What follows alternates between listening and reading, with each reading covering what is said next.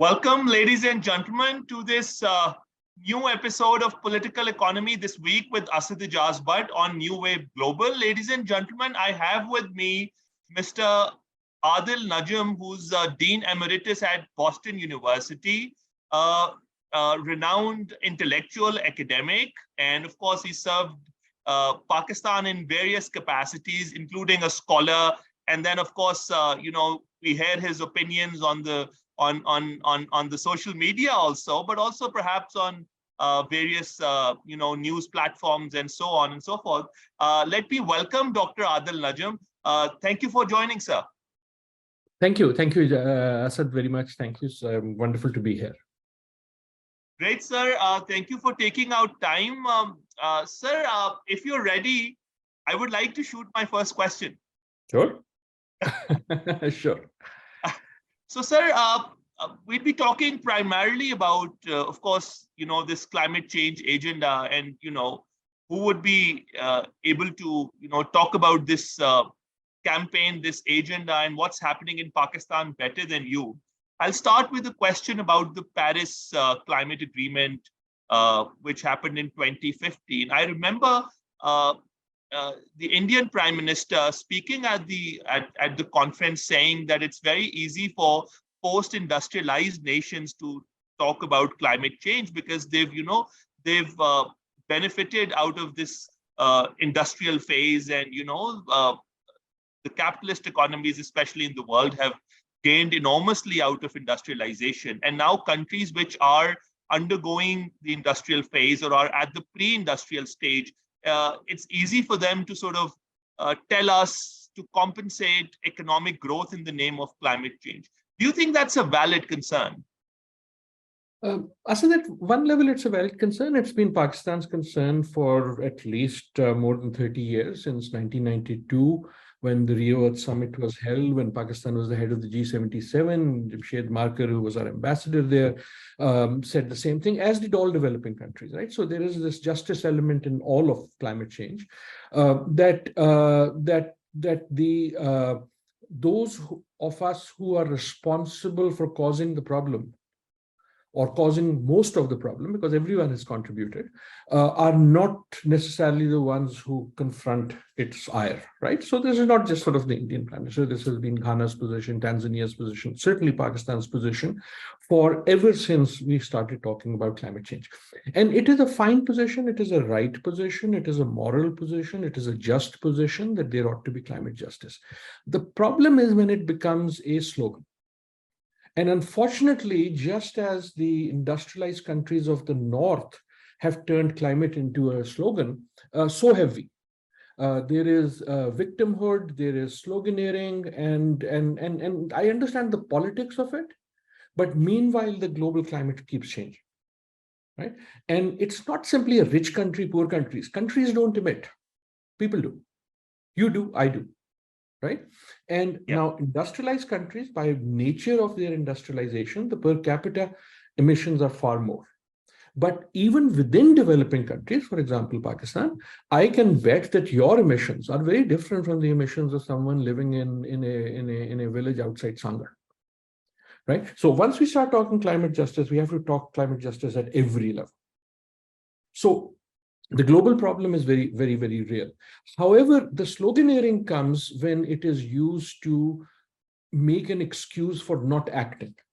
Not acting even on those things that are clearly, it doesn't matter whose fault is it, but they're clearly going to impact poor people in developing countries, right? And so that's where we need to unpack this, and where the slogans have to go out, and then you sort of say, okay, different people, and what happened in 92 was, to address this challenge was that, okay, we will adopt what was called a common but differentiated approach.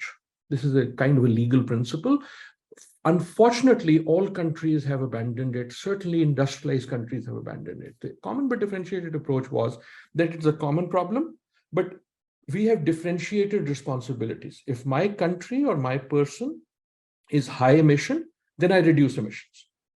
If my country is low emission and facing the consequences more, then I will at least change my development path so that my future emissions are low, because the planet is what's common, right? And we will each do differently what is a shared activity. Unfortunately, that has not happened.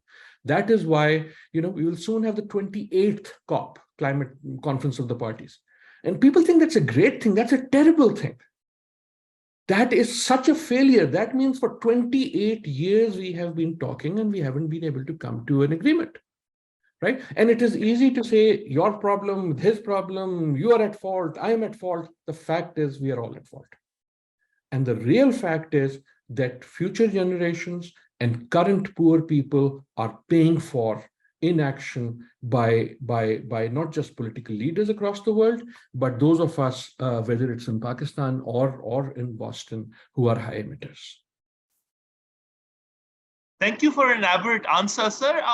You used a very interesting term called climate justice. Don't you think that, the discussions around climate justice are sort of dim-wittedly centered around how much or the extent to which some country or, even perhaps people could harm the environment, as opposed to, climate justice meaning, having some sort of an equitable climate experience for different people or different countries? Don't you think that, climate justice, the entire debate is about how extent to which countries should be permitted to harm the environment? One could look at it that way, but I think climate justice is a central and very important and very valid point of view. Not point of view, but the only way to look at it. Because here is the challenge, if you think about what is climate, right? Climate is managed, the thermostat is global. So it doesn't matter who is emitting, right? If you are sitting in Pakistan and you travel from Pakistan to the US, you need a visa, right? But if someone in the US is emitting a molecule of CO2, that doesn't need a visa to come over Pakistan, right? That's the point of climate justice. So what is happening is that there is a common problem, but it is impacting differently different people. And even those who have not caused the problem to that extent are facing the consequences. And in fact, because of development, the less fortunate, the poor, are facing the consequence far more, right? Why is it here? Whenever the flood comes, it's only the poor whose houses get blown away. Why doesn't your or mine?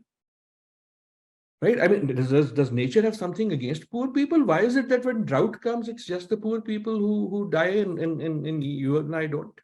Why is it that when the heat wave hits Karachi, the people who die are the homeless and not the ones who have the air conditioners? Now, it's not that nature is unfair. Nature is unfair in that sense.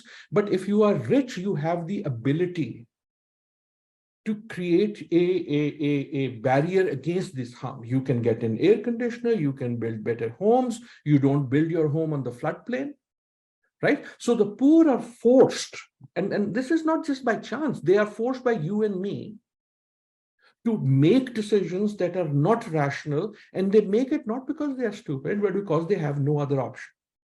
And then you and I come and say, we are going to send you emissions. I want a big car. I want an air conditioner, right? And that goes up and that heats the planet and again hits the poor more. That's the argument of ecological justice or climate justice. But again, the thing is, by simply looking, we should look at countries because countries have different responsibilities, but by turning it into a slogan and turning it into a slogan not to do anything. The West has done that, and for most part, developing countries have also done that. And now what is happening is that climate is no longer a future issue. It's happening now. It's happening literally, by my calculation, about 2.5 billion people in the world. There today, as we speak, right now, their livelihoods have been impacted negatively because of human-induced climate change, right? Now, this is a broad calculation, but that's a lot of people. The people who die on that boat in Greece, why do people move and make, for example, right? We will say, what does it have to do with climate? I don't know if it has anything to do with climate.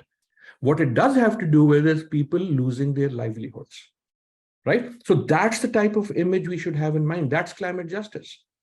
When your action, your choice, or my choice to live a carbon-intensive lifestyle well beyond my means, right? It's a global commons problem because it doesn't cost you or me to be emitting highly, right? We turn it into a zero cost.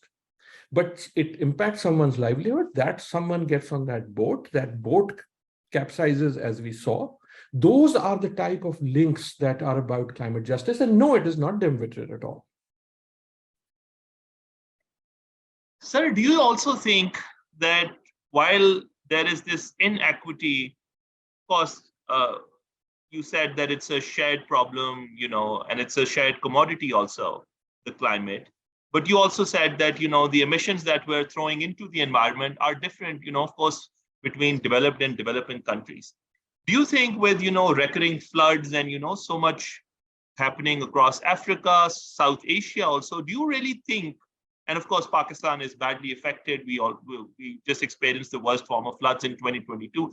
Do you think that the impacts are at some level evenly distributed, or there is that inequity in terms of the impacts also?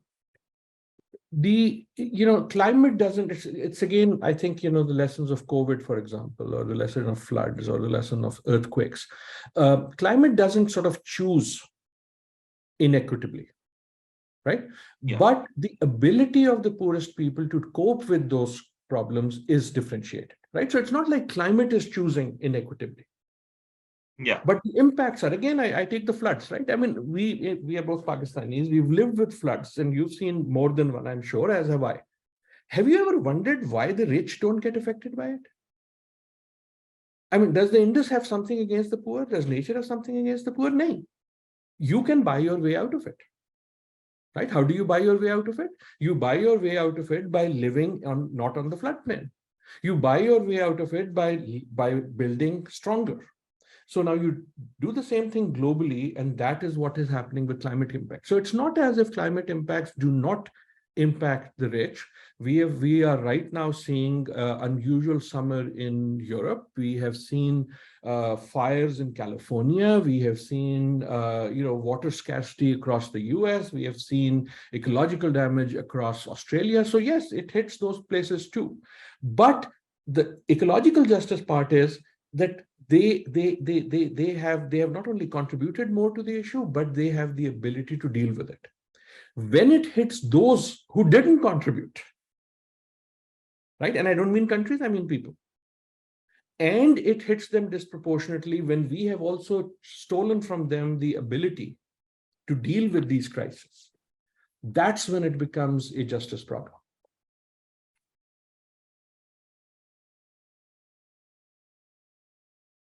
Sir, talking about economic growth, and of course, this sort of variations between developed and developing countries and how, they emit relative to each other, and of course, the relative impacts that both parts of the world face. Do you think it's possible for developing countries of the world to sort of, ensure that they put themselves on a path to development and growth while also ensuring, climate justice and, of course, that it's I know it's a cliched debate, but I would like you to. Yeah, you can see what's happening here. I keep trying to get away from countries, and you try to keep bringing me back to countries as if countries is the right unit. It's not, right? When I see the planet from space, I don't see countries. There isn't a line. Aapne dekhi kabhi? Have you seen a line between the US and Canada? I haven't. I've seen many pictures from space. Right? I've actually even crossed that, and there isn't. There is just sort of this man-made thing there. So what I'm not. I think you haven't, sir. You haven't met facetious. But what I'm saying you haven't met visa officers on the Buffalo border. Yeah, but those visa officers with guns just went and sat there. Right? It's not a natural reality. Yeah. Right. It's a construct like so many like growth. Right. Growth is not a real thing. Growth is a construct of not very bright economists, unfortunately. It's a recent thing and it will go away. Development is a real thing. Prosperity is a real thing. But the gospel of growth is something that we should be thinking very, very seriously about. Then you use the term developing country. My dear departed friend Wolfgang Sachs, who wrote the Development Dictionary, used to point this out, that we created this thing called developing country. Ye kahan se aayi thi? Right? For most of human history, that is not a thing. And then suddenly Truman makes a speech and divides the world between developed and developing. And then the job of every developing country, the ping is important, is to follow the path of the other country, make every mistake that the developed countries have done, because somehow a few of the economists have convinced us that the right path is this path of growth from developing to developed. And therefore, we have to repeat every mistake that they have done. Now, again, I'm not trying to be facetious. What I'm saying is we need to interrogate these concepts. The question of prosperity, the question of quality of life are very real. But this gospel of growth is actually absurd, because the gospel of growth says that at every given point, you have to be bigger than before. There are laws of physics that say that can't happen. Right? So apart from first-year economics students, I don't think anyone believes that. And we've sort of taken this thing again. I know I will get a lot of brickbats here, and I'm not, as I said, I'm not trying to be facetious. What I am trying to say is we need to think about development seriously. We need to think about the role of being a developing country, right? This label that was imposed on us, and therefore, from the day that Asad Ijaz Butt is born, Asad's only goal in life is to develop, to grow, right? Now, just play that out experimentally in a lab. So you keep growing indefinitely. And what are the implications? And just unwind it. And that's what we are seeing. So in many ways, I think the best economists today have also gotten past this thing and have realized that what we are really interested in is, what Mehboob used to call human development, what you might call human well-being, what you might call prosperity. Right? Yeah. When you ask someone, how are you? They don't tell you your growth rate. They tell you, no, but that is true. Right? This is just sort of this little filigree that keeps a few people busy. What do they tell you when you ask someone, how are you? So I teach development, and essentially I argue that the only question that tells you what development is how are you? That's a question people ask all over the world. Try it tomorrow. What will people say? They nearly always say three and only three things. They will tell you about health, wealth, and knowledge. Right? And that was Mehboob Haq's idea of human development. But the point I'm trying to say is, I know I'm picking on your words, that especially the climate crisis is an opportunity, is an invitation to rethink these terms that sort of came up very recently. For most of human history, there was no such thing called developing country. Right? This is an artifact of the 1940s. So not even 100 years old. This idea of growth as a national goal is not even 100 years old. Prosperity is thousands of years old. Well-being is thousands of years old. Security is thousands of years old. Right? Community is thousands of years old. So this is sort of this gospel of sort of a set of ideas that came as half-baked after the war. And again, there is a lot of value in some of these ideas, but they also need to be interrogated. I think the top economists in the world today, for example, therefore do not talk about growth in that sense. They talk about development, they talk about prosperity, they talk about human well-being, they talk about human potential, they talk about human capacities, they talk about human capabilities, right? And it is us, to turn into Urdu, truck ki batti ke piche laga diya ki tumhara kaam development mein nahi hai, growth hai. Right? So all of you, economics 101, humne kar liya, now all of you run after this growth wali batti as if that is your goal in life. So I know I've blown up, probably messed up your interview, but I do think that we need to rethink, not our purpose on earth, but how we have lived. What is our role within that? How are we placed in nature? What is nature's role for our prosperity? What is our role for nature's well-being? Sir, this conversation is taking an interesting angle because I want to ask another question about countries. Sure, sure, sure. Uh, I hope you would allow me the opportunity to do so. Sure. So, Your so, interview, so, your interview. so, so, sir, I do understand the fact that, it's that,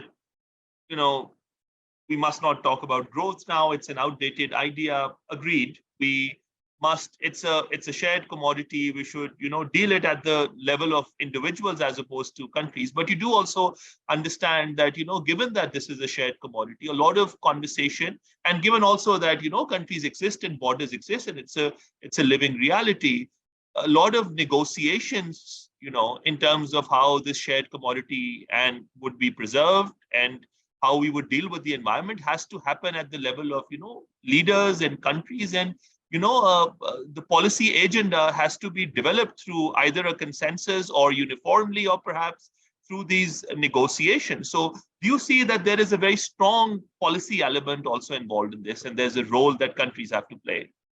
Sure. No, they do. I mean, I've spent my whole life studying how countries behave in global environmental politics, how they negotiate.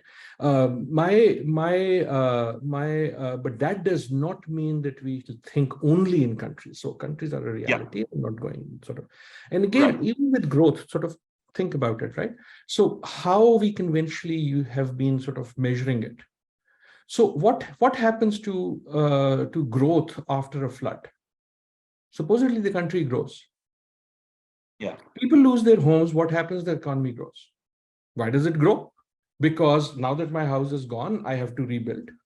So I sell my savings that I was doing for my daughter's marriage, and I buy so that I can rebuild. Right? What does some economist sitting somewhere do? They say, "Oh, the economy is growing." Yeah, Because there's growth more is production. GDP, and GDP is essentially just the transaction of money, right? If Yeah. if you buy heroin, that's growth, right? I mean, Yeah. that's how we measure growth. And so you have seen this actually with floods, the economy also grows because, right after that, as we are seeing in the numbers today, because sediment comes in the Pakistan case. We are a flood-driven agriculture, so you see some of that, but you see this after earthquakes, you see this after natural disasters, you see this after floods, that because there is more economic activity, the numbers suggest there is growth. Right. And what all I'm saying is growth too is real. I mean, I'm despite what I've said, I'm not saying throw it out, but I'm saying think about it sensibly. Growth is not the goal.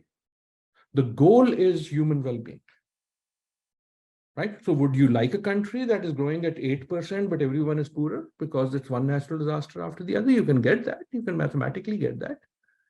Right? And that is where this is an opportunity for sensible economics. Now, on to the countries. Yes, countries have to act because countries make policies. The point on the countries is, unfortunately, they have totally failed, right? Again, I mentioned 27, 28 conferences of the parties, 27, more than quarter century discussing and not doing anything. There is a reason for that. I teach international relations, so my unit of analysis is countries, right? It's relations between countries. I understand that. But one of the reasons why it is very difficult to deal with global issues, truly global issues, whether they be COVID, whether they be climate change. Now, what you saw with COVID was the same. It was a total collapse of the international multilateral system. Right? Yeah. Every country said, no, I'm not going to cooperate with anyone. I'm not even going to share ideas, not even my masks. My airport's closed. Don't you enter. Don't you come near me. Right? So again, if you think about climate, what happens? What happens is that the basis of international negotiation, international, as opposed to global, is that countries are the unit actors, nations come together. Every ambassador from every country's job is to do what is good for their country, right? You would want the Pakistan ambassador to do what's best for Pakistan. You would want the ambassador of Pakistan to negotiate in the interests of Pakistan. And now you have this magical, what are we smoking? Now you have this magical belief that if every country does what is in their interest, we will somehow magically come to what is in everyone's interest. Again, game theory 101, that doesn't happen. What you'll get is the lowest common denominator. Right? If every country insists on their interest, what you will get is the minimum interest that is common across them. Right? And that's the conundrum that international politics has.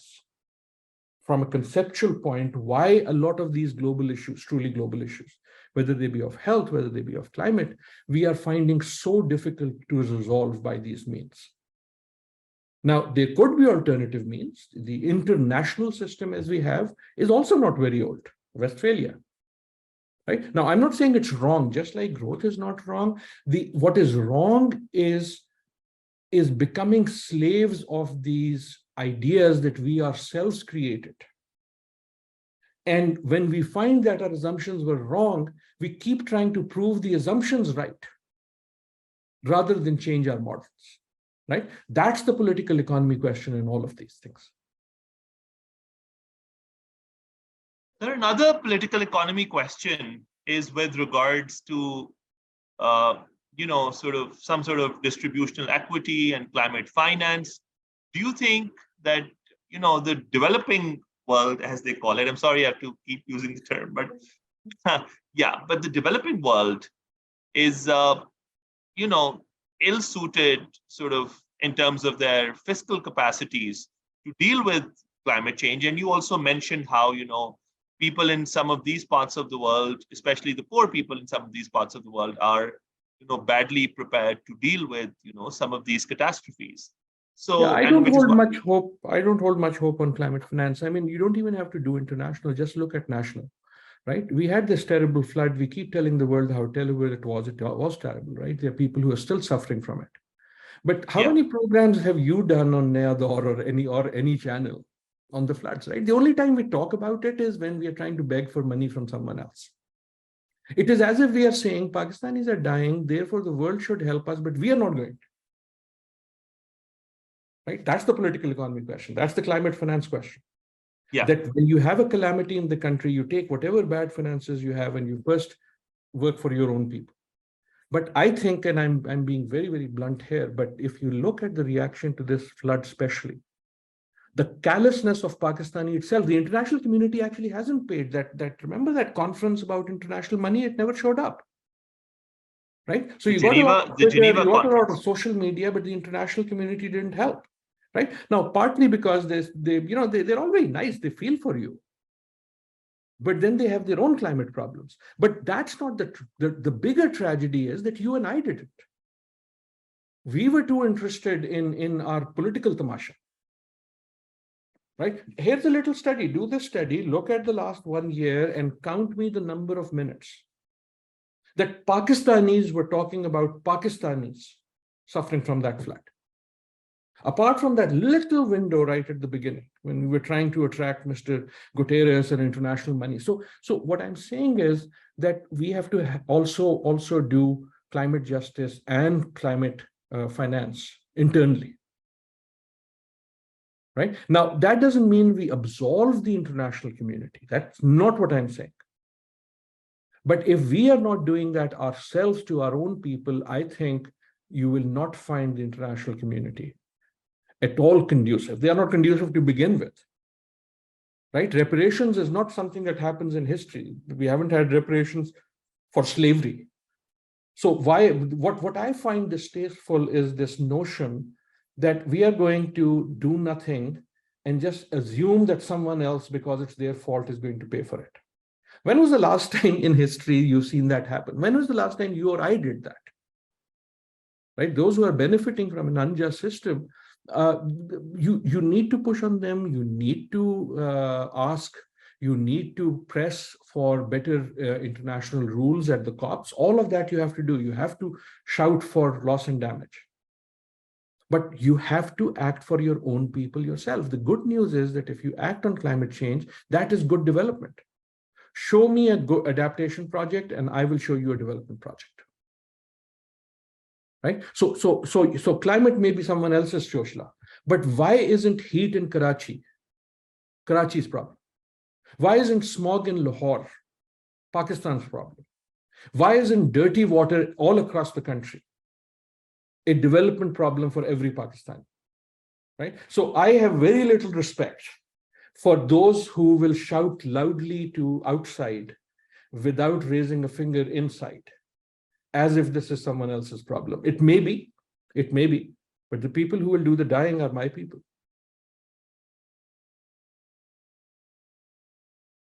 So there's a lot of work that institutions like NICA are doing for energy efficiency. There's a lot of work that's happening, at least on paper, on ESG, emissions trading systems, MRV registry development done, especially with the funding of the World Bank in Pakistan. Do you pin your hopes on, some of the good work also being done on ground? There's a lot of good work being done. I don't know all the references you made, so I can't comment on all of them. I don't know what sort of great work the bank is doing. I'm sure they're doing some projects, but at a national level, we are 230, maybe now even more million people. So I think all of that adds to fairly little. More needs to be done. And a lot of what happens through the international agencies tends to be on mitigation. It's sort of them trying to have us solve their problems. Yeah. Right. Yes. I have always argued, and again, I don't know all the references, so let me not comment on that. Anyone who's doing good work, even if it's little, is, I root for them. But I do not see some big shift happening, if that is what you're suggesting. I do think that for countries like Pakistan, not just Pakistan, our focus ought to be on adaptation. And that means our focus ought to be on development. Right. And what that means is, again, it's not defeatism. What it is that we know that climate is impacting our country and our people. Can we create the systems in which they are able to deal with those impacts? And some of that can even have benefits. Yeah. Sir, lovely conversation. I wanted to continue, but we're rushing towards the end of the show. I'll just ask my last question. A lot of this discussion that we've had in the past 30 minutes was, some of these things were also perhaps discussed, if I'm not wrong, in the work that you did as part of the Living Indus project. Could you just quickly tell us a bit about it? What were the major conclusions? Yeah, so in a way, I guess we end, I would say again, especially sort of when I was talking about growth and stuff, I want us to reconsider these, but despite what I might sound like, I'm not trying to sort of just disregard all of this, but we have to understand, how did we get into this problem, right? And that would be the pathway out of it. It's not going to be band-aids. Now, the Living Indus idea is really that which we did for the United Nations, and the government of Pakistan has adopted it, is this idea that if we were to think about climate change as a Pakistani, right? I started talking about it, that we need to think about climate change in a desi way. It has come to us as outside, right? We go, we take a few classes, we come back and we sort of repeat, right? I'm not saying this in a bad way, but climate change as an issue grew up outside, and we adopt those same concepts, right? Whether they are focused on EV or solar panels or this and that, all good things. But what if we were to think about climate change as a desi issue? And there I argue that it is less than about carbon, but more about water. And Indus is the framework for action. Why? If you think about Indus, we are a creature of the Indus. Nearly 90% of Pakistanis live on the Indus Basin. Nearly 85% of Pakistan's economy happens on the Indus Basin. 9 out of your 9 largest cities are within 50 kilometers of the Indus, right? Indus has given us our economy. Indus has given us our civilization. Even our songs, Sanunera Lipul Tabulake, are about Indus. Even our love stories, Sasipunu, are about the Indus, right? So if we take that and say, here is this river system, right? Not just the river, but from the glaciers down to the coast. Here is this river system that has sustained you. The only reason we exist as the civilization we are is this river system that has sustained us for 5,000 years. At this point, it is not sure if we can sustain it for another 50. So what will we need to do to keep the Indus a living Indus, right? And we went and said, okay, let us think about all the good things that could be done. Whether it is reducing plastic waste coming from cities into the Indus, whether it is the bullan, the blind Indus dolphin, whether it is nature reserves on the path of the Indus, whether it is plastic pollution, whether it is forests on the Indus basin. Let us think about what it will take to make the Indus a living thing. And to me, the goal there is, again, how do we take a Desi perspective on climate change? Meaning, how do we make this our issue and not simply a slogan for sort of petty bickering? I think there's a lot of potential. Thank you so much, sir, for joining us today. It was a pleasure. Thank you very much. Thank you.